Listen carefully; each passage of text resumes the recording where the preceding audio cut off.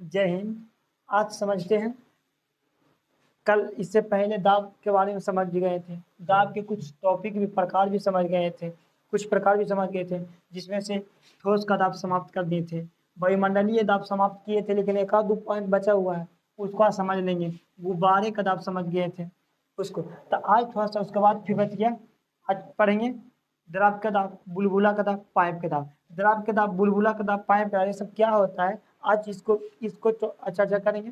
इस टॉपिक को आज चर्चा करेंगे। पहले समझते हैं द्रव के दाब। तो जैसे अभी हाल ही फिलहाल टाइटेनिक को देखने के लिए गया था कुछ करोड़पति। टाइटेनस टाइटेनस में बैठ करके टाइटेनस एक पनडुब्बी का नाम है। उसी टाइटेनस में सब लोग बैठ करके 5-6 लोग गए थे। अभी जब अंदर समुद्र के अंदर गया तो वह टाइटेनस फट गया।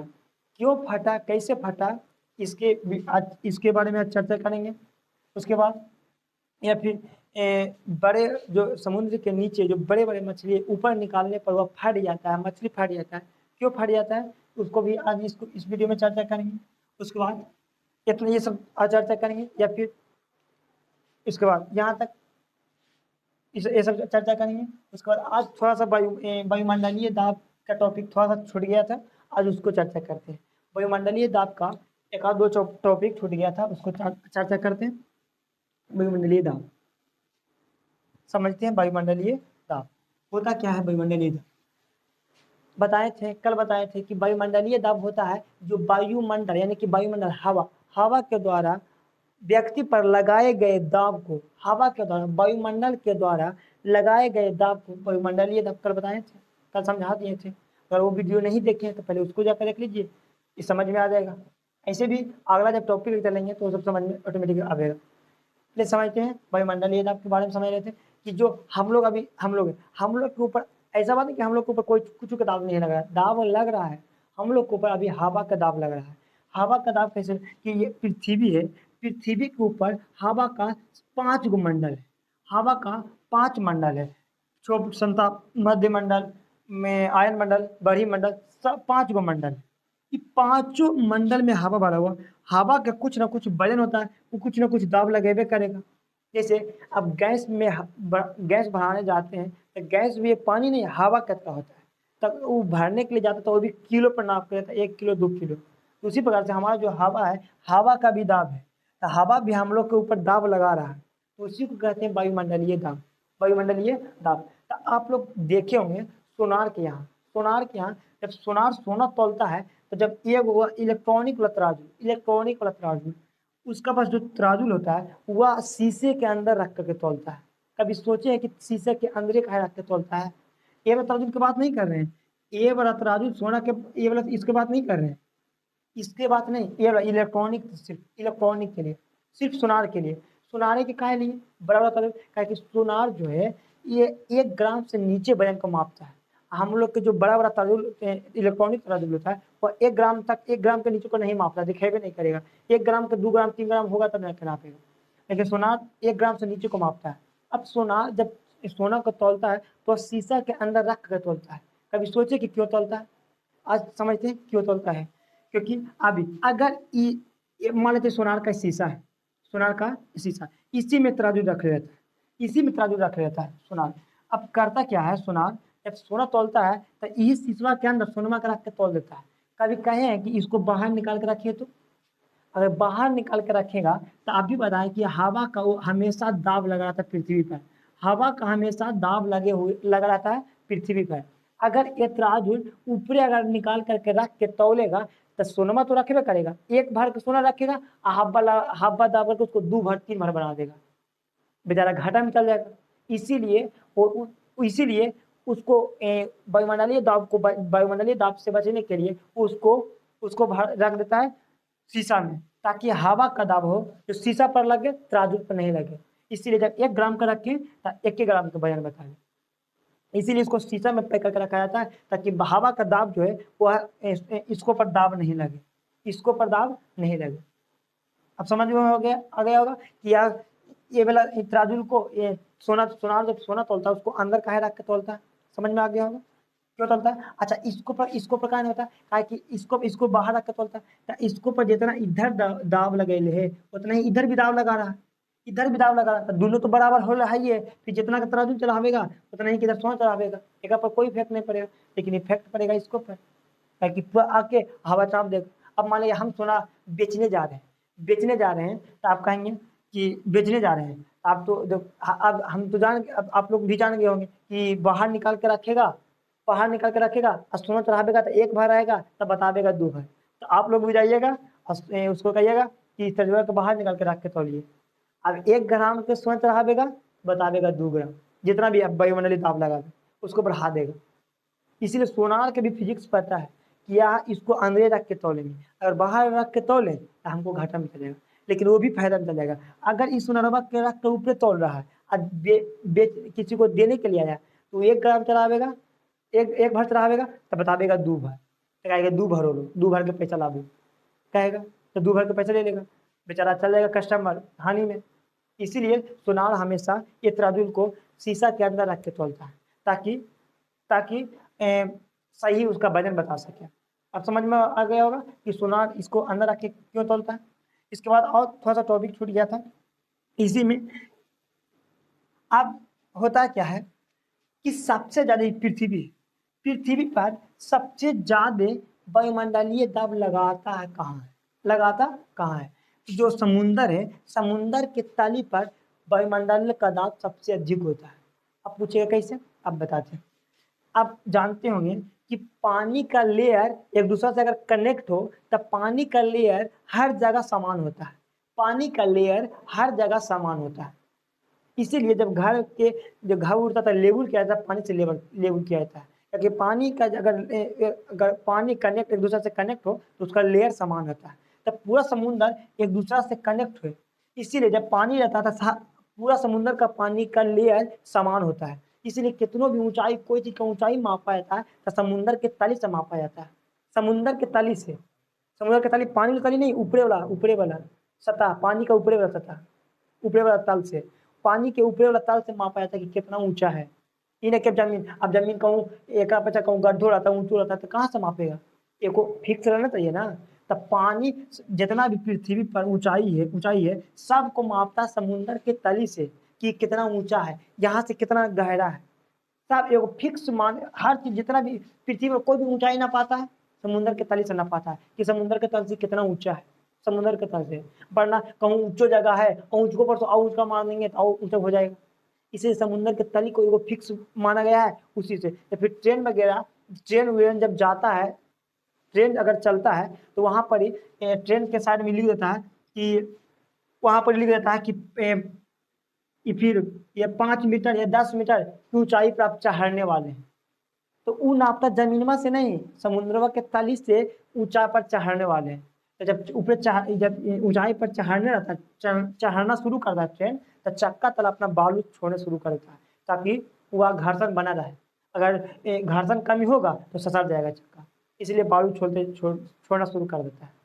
तो ये सब समझते हैं, यहाँ तक कोई दिक्कत नहीं। आप समझते हैं कि अभी बताएं कि पृथ्वी पर जितना भी समुद्र है, समुद्र का हर जगह पानी का लेयर समान होता है, जितना भी ऊंचाई मापा जाता है पानी का लेयर से।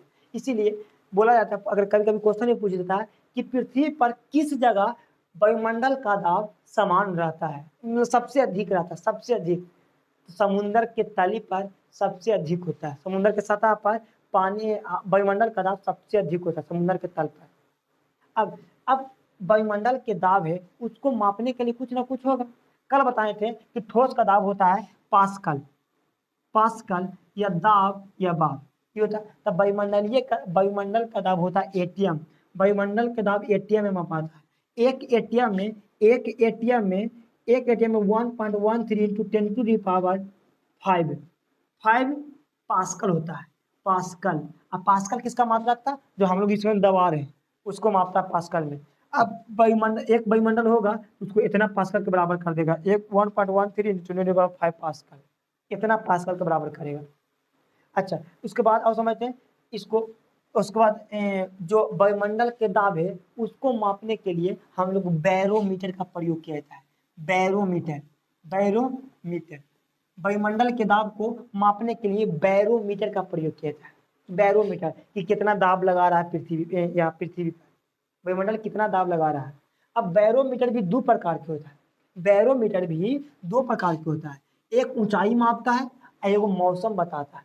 एक ऊंचाई मापेगा, एक मौसम बताएगा। और जो ऊंचाई मापता है उसको कहा जाता है एनराइड, एनराइड, एनराइड बैरोमीटर, एनराइड बैरोमीटर, एनराइड बैरोमीटर। या सिर्फ ऊंचाई को बताएगा, ऊंचाई, ऊंचाई को कि समुद्र तल से कितना ऊंचा परिबला है, समुद्र तल से कितना ऊंचा जा रहा है, तो वो किसको से नापेगा, एनराइड बैरोमीटर से, एनराइड बैरोमीटर से।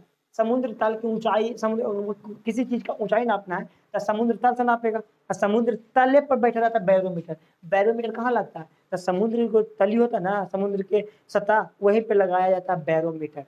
क्या कि अभी बताएं कि समुद्र के तल से ही हर ऊंचाई या गहराई मापा जाता है, समुद्र के तल से, इसीलिए समुद्र के तल पर ही लगाया था बैरोमीटर।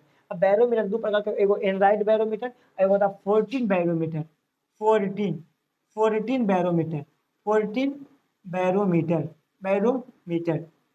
ये करता है क्या, मौसम बतलाता है, मौसम, ये मौसम बतलाता है, क्या बतलाता है, मौसम, मौसम बताता है। मौसम कैसे, ये तो समझ में आ गया कि एनराइड बैरोमीटर ऊंचाई को बताता है। अच्छा 14 बैरोमीटर ये मौसम, मौसम कैसे बताता है, जो बैरोमीटर होता है, बैरोमीटर यानी कि एक एरिया में इतना या फिर 75 76 सेंटीमीटर पारा भरा है, 76 सेंटीमीटर पार, 76 सेंटीमीटर पार है, 76 सेंटीमीटर पर। जैसे यहाँ पर ही बैरोमीटर है, तो इसमें 76 से भी ऊंचा तक 1 centimetre, 2 centimetre, 3 centimetre, 4 centimetre, 5 centimetre रहता है, 5 सेंटीमीटर। और जब ये इसमें पारा भरा रहता है, जब पारा उठना शुरू होता है तो यानी कि एक एटीएम होगा तो कितना उठेगा पारा, 76 सेंटीमीटर ऊपर उठ जाएगा, 76 सेंटीमीटर। इसी प्रकार से बना रहता है बैरोमीटर, बैरोमीटर। हम लोग अब समझते हैं कि मौसम कैसे बात आता है, जब ये इसमें ये मीटर में पारा भरा था, अगर पारा अचानक नीचे गिरना शुरू हो जाए, अचानक नीचे गिरना शुरू हो जाए तो समझ जाता है कि तूफान आने वाला है। जब बैरोमीटर का पारा अचानक नीचे गिरेगा तो क्या आने वाला है, तूफान आने वाला है। जब बैरोमीटर का पारा धीरे धीरे गिरे, धीरे धीरे नीचे आवे, अगर धीरे धीरे नीचे आवेगा तब वैज्ञानिक समझ आता है, वहाँ पर जो मौसम विभाग आता है वह समझ आता है कि बारिश आने वाला है। जब पारा को धीरे धीरे नीचे गिरेगा था बारिश, पारा अचानक नीचे गिर जाएगा था आंधी, चक्रवात आने शुरू हो जाएगा, चक्रवात आने का संभावना होता है। अगर पारा अचानक नीचे गिर गया, चक्रवात, पारा धीरे धीरे गिर रहा है, धीरे धीरे, समझ आता है कि बारिश आने वाला है। अगर पारा ऊपर चढ़ना शुरू हो जाता है, जब पारा ऊपर चढ़ना शुरू होता है तब कहा जाता है कि तब बोलता है कि मौसम साफ होने वाला, मौसम साफ होने वाला। तो समझ में आ गया कि कब साफ होता, कब चक्रवात, कब आंधी, सब समझ में। अगर पारा अचानक पारा नीचे गिर जाए, अचानक चक्रवात जो अभी हाल ही फिलहाल गुजरात में आया तो हल्का मचा दिया, वहां पर अधिकतर अभी लगा 1200 से पेड़ के गिरा दिया, इतना खतरनाक चक्रवात वहां आया था गुजरात के पास। तो चक्रवात अगर अचानक बैरोमीटर तो उसको से पहले सरकार वहाँ के अधिकतर वहाँ के आदमी को खाली करवा देते एरिया। क्यों खाली करवा देता, कि पता कैसे कर लिया कि चक्रवात आने वाला है, तो ये बैरोमीटर से, बैरोमीटर अचानक गिरना शुरू हो गया तो समझ था कि आसपास में चक्रवात आना शुरू हो जाएगा, चक्रवात। तब बैरोमीटर का पारा अधिक एक बार गिर गया, अगर धीरे धीरे गिरा तब बारिश आएगा, और धीरे धीरे ऊपर उठना शुरू होगा था मौसम साफ होगा। बैरोमीटर समझ में आ गया होगा भाई। एक एटीएम में 1/13 पास कर होता है या फिर 76 पारा का बराबर होता है। 76 पारा मतलब कोई चीज कि अगर एक एटीएम होगा तो उसको पारा में 76 सेंटीमीटर ऊपर पारा चढ़ा देगा, 76 सेंटीमीटर ऊपर पारा चढ़, समझ में आ गया। यहाँ तक कोई दिक्कत, कोई दिक्कत नहीं, बस इतना ही था। परिमंडलीय से कल टॉपिक छूट गया था, आज देखते हैं, आज देखते हैं उसके बाद द्रव का दाब। द्रव का दाब समझते हैं, द्रव का दाब होता कौन सी है। द्रव, द्रव माने पानी, द्रव माने पानी, द्रव का दाब समझते हैं, ये लिख लिया, इसको मिटा देते हैं। द्रव का दाब, द्रव का दाब, द्रव का दाब समझते हैं। द्रव का दाब होता क्या है, तब आप लोग देखे होंगे कि जैसे अभी हम लोग हैं, अभी हम हैं, अभी हम एक लोटा पानी लेते सर पर, कम दाब लगावेगा, एक बाल्टी लेंगे ज्यादा दाब लगावेगा, और ले लेंगे और दाब ज्यादा, एगो ड्राम ले लेंगे बैठा देगा। तो दाब हम लोग पर भी पानी लगाता है, लेकिन जब हम लोग समुद्र पानी के नीचे होता है, पानी के नीचे होते हैं तब पानी लगाता है, हम लोग पर लगा रहा है। और कारण है कि हम लोग हल्का दिखाई पड़ते हैं, उस हल्का प्रतीत होता है, वो दूसरा रीजन है। उसको अगला वीडियो में कभी टाइम मिलेगा तो उसको पर भी वीडियो बना देंगे कि कोई भी चीज़ पानी में हौला काहे लगता है, उठाते तो आराम से निकल जाता है, ये वो केसो पकड़ते तो निकल जाता है। तो अगला उस दूसरा टॉपिक है, उसको अगला वीडियो में तो समझेंगे। समझते पहले अगर हम पानी में जाएंगे तो हमारा सर के ऊपर तो इतना पानी ऊपर है, ये पूरा का पूरा पनिया कुछ ना कुछ दाब लगाएगा। जैसे बाहर निकाले थे तो लोटवा दाब लगा, लोटा वाला पनिया, ड्रामा वाला पनिया दाब लगा रहा था। उसी प्रकार से अब हम जितने नीचे जाएंगे उसके हमको सर के ऊपर का पूरा का पानी दाब बढ़ाते शुरू हो जाएगा, दाब बढ़ाना शुरू कर देगा, दाब बढ़ाना शुरू कर देगा। जब 1912 में एक जहाज टाइटेनिक निकला था, इसमें हजारों आदमी सवार थे, घूमने के लिए जा रहे थे। ब्रिटेन से इंग्लैंड से खुला था और दक्षिणी अटलांटिक महासागर में कनाडा के पास, कनाडा देश है, कनाडा के जस्ट पास पहुंचने वाला था। उसको से पहले बर्फ का टील था। अब बर्फ का खासियत क्या होता है कि वह पूरा का पूरा बर्फ नीचे रहेगा, लेकिन दिखाई पड़ेगा ऊपर थोड़ा सा, लेकिन पूरा का पूरा नीचे रहेगा। वो आप टाइटेनिक गया और टाइटेनिक जा करके अब बर्फ से रगड़ा दिया। जब बर्फ से रगड़ा तब बर्फ नीचे जो तली होता है, तली के बकोड़ दिया, मतलब छिला गया। अब छिला गया तो पानी भरना शुरू हो गया, पानी भरना शुरू हो गया। अच्छा, टकराया कैसे, मतलब अब उसको देखो तो वहां पर जो देखने वाला था वह देखा दूरबीन से देखा तो आगे बहुत बड़ा बर्फ का टीला था। नीचे बोलते बोलते जाते वह बर्फ के करीब पहुंच चुका था। मुड़ाते वो जाके लड़ गया, बर्फ से लड़ा गया। जब लड़ा गया तो छिड़ा गया। तो धीरे धीरे वो अपना मतलब पानी भरना शुरू हो जाएगा।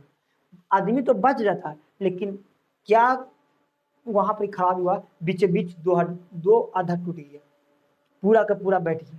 उसमें से कितना लोग, छोटा नाव था उसे बाहर बैठ के निकाले, बाहर बच के लगभग 15-20 गो निकला, बाकी हजारों वहां पे आदमी मर गया। और वहां पर इतना ठंडा, इतना माइनस में गिर रहा था वहां पर के तापमान। अब बेचारा ठंडा से मर जाएगा, कितना कितना तैरे नहीं, वो मर गया, कितना ठंडा से मर गया, सब वहां पर ही मर गया। अब उसी को देखने के लिए अभी 18 जून को कुछ पाकिस्तान से थे, कुछ ब्रिटेन से गया था देखने के लिए, उसी को टाइटेनिक को देखने के लिए। पनडुब्बी का नाम था टाइटेनस पनडुब्बी गया था, उसी को देखने के लिए गया। हुआ क्या, जो समुंदर होता है, समुंदर के ऊपर एक जहाज था, आज नीचे पनडुब्बी था, नीचे पनडुब्बी।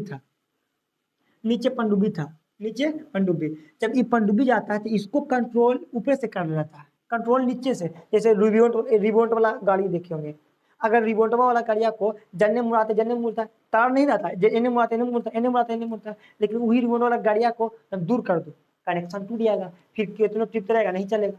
तो सेम वही हुआ, जब ये दोनों जा रहा था तो ये नीचे जा रहा था, तो इसको आगे गया और कनेक्शन इसका टूट गया, यानी कि ऊपर वाला के कंट्रोल में नहीं रहा, कंट्रोल अभी नीचे जा रहा है। टाइटेनिक ये मान लेते यहाँ था, लेकिन ये चल गया और नीचे चल गया। हुआ क्या, इसको बनाया गया था उतना ही था जितना तक यह टाइटेनिक है वहां तक के पानी का दाब सह सके, लेकिन यह चल गया था और इसको से नीचे। अब जितने नीचे जाएगा पानी का दबाव और बढ़ते जाएगा, लेकिन इसको में क्या था कि ये इसमें जो 5 गो आदमी बैठ गया था, इसको नट भाल्टू से पहले कस दिया था, इसको बाहर ही इसको अंदर से अंदर वाला जो 5 गो आदमी था उन्हीं इसको नहीं खोल सकता है, इसको खोलने के लिए सिर्फ बाहर ही वाला आदमी खोल नहीं सकता है। तो पहला प्रॉब्लम, इसको में 4 दिन के लिए ऑक्सीजन था, खाना वगैरह रहता है, लेकिन गया अंदर जब गया, जब यहाँ तक रहा, यहाँ आसपास में रह जाता, टाइटेनिक के आसपास में नहीं फटता, कुछ नहीं होता, काहे कि उतना इसको सहने लायक बनावल था। लेकिन यह उसको से भी नीचे चले गया। जब उसको से नीचे गया अंदर, जब उसको टाइटेनिक अंदर गया, तब यहाँ तक तो दाब सह सकता था, लेकिन इसके ऊपर और दबाव बढ़ना शुरू हो गया। जब और दबाव बढ़ेगा तो कोई चीज दबावेंगे तो उसको पचका देंगे, या फिर और कस के दबावेंगे फाड़ देंगे। तो उसी प्रकार से जब पानी का दबाव, समुद्र का दबाव बढ़ा, इसको पास करके फाड़ दिया। किसी को भी इसका मलबा तो ऊपर निकल गया, लेकिन किसी का डेड बॉडी अभी तक नहीं मिला था। 2 गो पाकिस्तान का था, बाप बेटा दोनों था, और इंग्लैंड का भी था, और फिर 5 गो था कुल मिला, एगो चलाने वाला था पहले, 5 गो था। जो चीता लाया था हमारे देश में, भारत में लाया था, तो वही चला रहा था। 5 को था, कुलम कुलम रह गया, सब करोड़पति था। तो ये इस तरह से यही होता पानी का दाब। पानी का दाब, अच्छा पानी का दाब होता कुछ, अब समुंदर है तो समुंदर में हर तरह का मछली होता है, भेल हो गया, शार्क हो गया, ये सब ऊपर ही रहता है मछली, भेल शार्क, क्योंकि ये अंदर नहीं जाता, अंदर सबसे नीचे नहीं जाता है, उसके बाद लेकिन जो सबसे नीचे तली में होता है वो मछली का वह मछली अधिक दाब को झेल सकता है, वो इसी अनुसार से बनला ही गया है। जैसे कैसे, अब देखो इतना अच्छा दब्बा, मछलियां जो है इतना दाब के कैसे झेल लेता है, तो इसीलिए झेल लेता है ताकि यहाँ से लग रहा है पानी का दबाव, इतना पानी का दाब, ये मछली है, ये मछली के भी अंदर खून चलती है, ब्लड प्रेशर, और ब्लड प्रेशर इतना कस के धक्का मारता है कि ऊपर वाला दबाव के न्यूट्रलाइज कर देता है, बैलेंस कर देता है। जब बैलेंस कर देगा तो आराम से इसको ऊपर वाला दाब को ऊपर वाला दाब को अगर ब्लड का दाब बैलेंस कर दिया तो आराम से रह जाता है। जैसे हम लोग आराम से काहे रह जाते हैं, क्योंकि हम लोग पर भी लगा रहा है क्या, जिंक का दाब, अभी लग रहा है वायुमंडल दाब, अभी हम लोग पर ऊपर लग रहा है वायुमंडल दाब, लेकिन उसको हम लोग बैलेंस कर लिया, हम लोग के अंदर भी ब्लड प्रेशर चल रहा है, वही ब्लड प्रेशर हम लोग के ऊपर वायुमंडल के दाब को न्यूट्रलाइज कर ले, इसीलिए हम लोग भारी नहीं लगते हैं। लेकिन जो व्यक्ति मर जाता है उसका शरीर भारी लगने लगता है, क्योंकि ब्लड प्रेशर खत्म हो गया तो खाली हवा उसको दबले रहेगा, जब दबेगा तो व्यक्ति भारी भारी लगता है। तो उसी प्रकार से यहाँ पर ही इसका सब ब्लड प्रेशर के खेल, ब्लड प्रेशर का यहाँ पर ब्लड प्रेशर हाई रहता है, ये पूरा इतना पानी का न्यूट्रलाइज कर लेता है तब वहाँ अंदर सर्वाइव कर पाता है। अगर अंदर उतना न्यूट्रलाइज नहीं कर पाएगा तब पूरा वो भी चाप के मर जाएगा, एकदम भाड़ाधाड़ हो जाएगा। अच्छा ये मछली को जब ऊपर अगर निकलेगा तो नहीं, अगर मान लिया जाए ये मछली ऊपर आ जाए ये मछली अपना जान दे बैठेगा। कैसे, जब मछली ऊपर आवेगा तो अब देखो, तो ऊपर आवेगा तो इसको अंदर वाला खूनमा के का पता है कि मछली ऊपर गेले, हम उसको झटकावा कम मारे, अपना तो काम करते रहेगा। तो जब मछली ऊपर आवेगा तो अंदर से ब्लड प्रेशर का करके धक्का मारेगा, और उसको बैलेंस करे वाला कोई दाबे नहीं, काहे कि नीचे था तो इतना पानी दबा उसको न्यूट्रलाइज कर लेता, लेकिन ऊपर आ गया तो उसको दबाने वाला कोई नहीं, अब मारेगा झटका अंदर से ब्लड, अब पूरा पता का फाड़ उड़ के बर्बाद कर देगा। इसीलिए जो समुद्र के तली में मछली होता है वो बाहर नहीं निकलता है, बाहर जिस दिन वो बाहर निकल गया उस दिन उसको लास्ट अंतिम दिन होगा, आप समझो कि मछली जो तली में होता है वो बाहर नहीं निकलता। भेल सर्प मछली समुद्र के तली में नहीं रहता है, वो ऊपर ही रहता है, जितना तक उस प्रेशर को झेल सके, वरना वो भी नीचे चल जाएगा ना तो भी भाड़ता होकर मर जाएगा। भेल शार्क मछली ऊपर ही, इसीलिए तो सतह पर आता है, मार के फिर नीचे चल जाता है। तो भेल शार्क मछली सिर्फ ऊपर सतह पर आ जाता है, क्योंकि जमीन के ज्यादा तली में नहीं रहता। हर तली में मछली, जो तली में मछली है तो ऊपर नहीं आ सकता, जो ऊपर है जो नीचे नहीं जा सकता, सबका लेवल फिक्स है कि कौन मछली कितना लेवल पर रह सकता है, वो कोई भी पता है ज्यादा नीचे जाएंगे दब के मर जाएंगे। इसीलिए सब मछली का अपना अपना लेवल पता रहता है कि मछली इतने दूरी पर रहेगा, ये मछली इतने ही दूरी पर रहेगा, ये मछली एका से बाहर ऊपर निकलेगा तब फट के मरेगा, और नीचे जाएगा तब दब के मरेगा।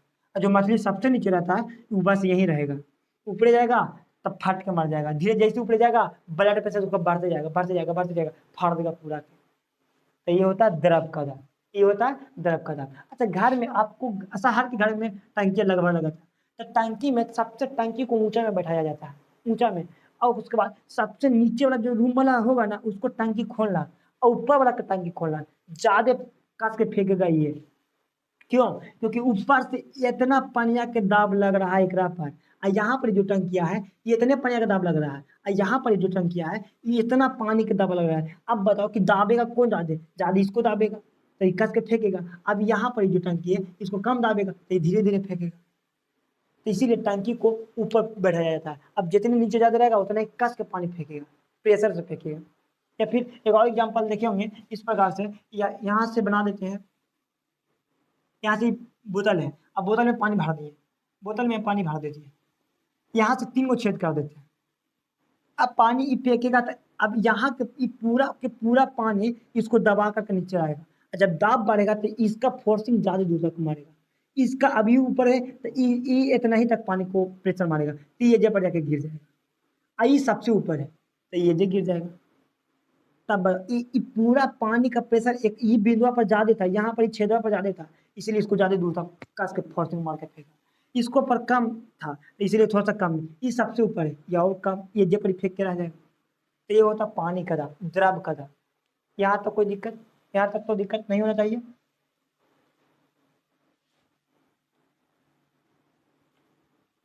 अब बस एक पॉइंट आया है। अच्छा, अब समझते हैं बुलबुला का दाब। बुलबुला का दाब होता क्या है? बुलबुला का दाब आप देखेंगे, बुलबुला बुलबुला बुलबुला देखेंगे। जब पानी अगर गिलास या फिर बाल्टी में भरा जाता है तो अंदर बुलबुला रहता है, तो छोटा रहता है, लेकिन जैसे ऊपर ऊपर आता है, धीरे धीरे उसका साइज बढ़ना शुरू होता है। बढ़ना शुरू होता है, क्यों बढ़ना शुरू होता है? अभी बताए थे कि जो जो अभी मान लीजिए बाल्टी है, बाल्टी के अंदर भरा हुआ पानी, क्या भरा हुआ? पानी। अगर इसमें भरा हुआ पानी, लेकिन जो बुलबुला भी नीचे है, जो बुलबुला नीचे है, वो पानी दबा करके उसको छोटा बना कर रखेगा। लेकिन जो जैसे जैसे ऊपर बढ़ेगा, वैसे उसका वो पानी का दाब कमते जाएगा। अभी देखो ना, नीचे है तो पूरा का पूरा दबा कर रख ले, लेकिन जैसे ऊपर जाएगा तो इतना पानी का दब्बा तो हट गया, बचला ही इतने पानी का दाब, तो धीरे धीरे साइज बढ़ेगा और ऊपर जाएगा और बढ़ेगा। अभी नीचे है तो उसको दाब करके रख ले कि नहीं तू इतने को रहो, और जैसे ऊपर बढ़ेगा आराम बढ़ेगा, आराम आराम से फैलेगी, और ऊपर जाएगा आराम आओ फैलेगा। जितने ऊपर जाएगा फैलते जाएगा, जब ऊपर जाएगा तो ऊपर तड़का होकर फिर फूट जाएगा। सब चीज का सीमा होता है, सब चीज का हद पार करेगा। कोई चीज का, हर चीज का लिमिट होता है। अपना लिमिट से पार सर्वनाश फिक्स है। अपना लिमिट पार किया, फूट जाता ऊपर जा करके। तो ये होता है बुलबुला का दाब। अच्छा, कभी कभी देखे होंगे कि जब गिलास में पानी भर देते हैं, ये छोटका बुलबुलवा ये दीवार में सट रह जाता है। छोटका बुलबुला दीवार में सट रह जाता है, का है? तो काहे कि इसके अंदर का जो प्रेशर है बुलबुला के ज्यादा नहीं है। जब ज्यादा है ये नहीं है तो चक्कर पकड़ने का आराम से करके, हमको प्रेशर नहीं है, हम जाके बैठे रहते, सूते रहते हैं। बेचारा जाके सूते रहता है दीवार में सट सट के, सूता रहता सट सट के। लेकिन जैसे ही इसके अंदर प्रेशर आ गया, तब जाके आवेगा एनर्जेटिक में, उसके बाद जाके धीरे धीरे ऊपर जाएगा, और जैसे ही ऊपर जाएगा इसका साइज भी बढ़ना चालू। जैसे जैसे ऊपर बढ़ेगा साइज बढ़ते और जाके ऊपर बढ़ा जाएगा, साइज बढ़ करके ऊपर बड़ा हो जाएगा।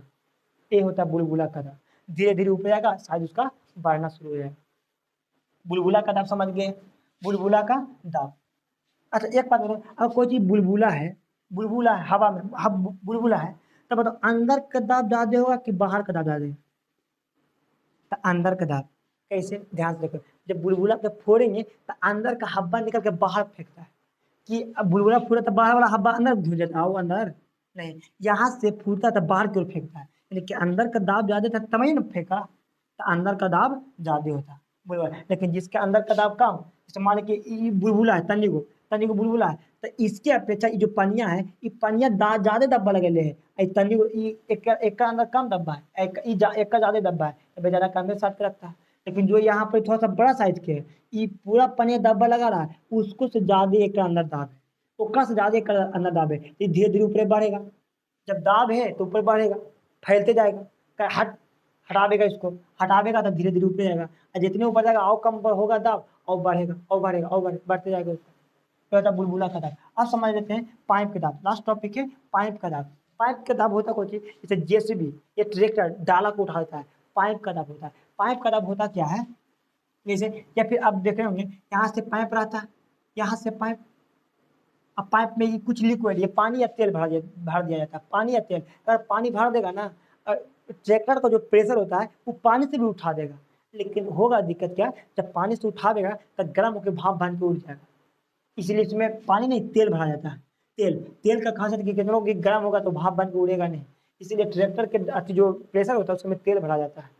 तेल भरा जाता है ना, जो प्रेशर होता है इसको में, यहाँ से इसमें पानी भर दिया, यहाँ से एक पिस्टन लगा दिया, इसके अंदर पिस्टन, ये भरा हुआ तेल से एक अंदर पिस्टन ऐसे लगा दी, पिस्टन लगा दी एक अंदर। और जब इसको हल्का चापेंगे तो इस पनिया का पूरा प्रेशर लगा के इसको ऊपर ठेलेगा, इसको ऊपर ठेलेगा। इसी प्रकार से होता है क्या, पाइप का जाल। जब डाला जो होता है या फिर जेसबी होता है, जेसबी जब बटन को टिपता है आगे की ओर, जो प्रेशर लगा रहा है कास के ढकेलता है, कास के ढकेलता है तेलवा को। जब कास के ढकेलेगा तो अच्छे उठावेगा, फिर एने वाला करेगा तो एने वाला कास के ढकेलेगा, तेने मुड़ेगा। तो सब होता है पाइप के जाल। अगर मान लिया जाए यहाँ से इसमें तेल भरा रहता है, अब ये बटन दाबा, अब ये कस के धक्का मारेगा, ये पिस्टन होता है, ये पिस्टन में इसको कस के धक्का मारेगा तो तेलवा के आगे ठेलेगा, आगे ठेलेगा तो कितना से भारी रहेगा उसको भी आगे ठेल देगा, तब उठा देता है। उसी प्रकार से क्रेन होता है, बलडोजर होता है, सब होता है। ट्रैक्टर का जो डाला होता है, डाला भी उसी का जब टिपता है, जब बटन को टिपता है, पीछे करता है, उसमें लगा रहता है, सिस्टम रहता है, तब जाके या जो ट्रैक्टर से जो तेल स्पीड में फेंकना शुरू कर देता है। जब स्पीड में प्रेशर बांध के फेंकता है तो जो उसका जो इस तरह से रहता है पाइप, इस तरह से रहता है, एक और ना छोटा छोटा रहता है पाइप, इसको ढकेलना शुरू कर देता है। इसको ढकेलता है तो कितनों भारी से भारी चीज को उठा देता है, कितनों भारी से भारी चीज को उठा देता है। ये होता है पाइप के अंदर का, पाइप के अंदर का। या फिर कितना चीज के देखते होंगे, या फिर गाड़ी उड़ी जब धोवाता है, गाड़ी धोवाता है तो वहां पर ही भी गाड़ी को बटन टिपता है, अपने से उड़ जाता है, तो वही प्रेशर के कारण उठता है। तेल भरा था, बटन टिपा है और तेल का उसमें भराता है, अब फोर्सिंग प्रेशर मार करके उसको उठा देता है, जब उठा देता है। ये होता है पाइप का दर। पाइप का दर तो कुछ खास नहीं, बस यहीं तक था। दाब यहाँ से खत्म हो गया। अब मिलते हैं अगले टॉपिक, अगला वीडियो में मिलते हैं। कोई भी टॉपिक होगा, अगर मान लिया जाए यहाँ तक कोई भी इसमें इतना बताएं, इसमें कोई दिक्कत हो तो कमेंट में करके बता देना कि कहाँ पर दिक्कत होता है। बस यहाँ तक कोई दिक्कत नहीं। अगर अगले देखेंगे कि अगले जो टॉपिक मिल जाएगा वो टॉपिक पर लेकर के फिर मिलते हैं अगले वीडियो में। तब तक के लिए जय हिंद।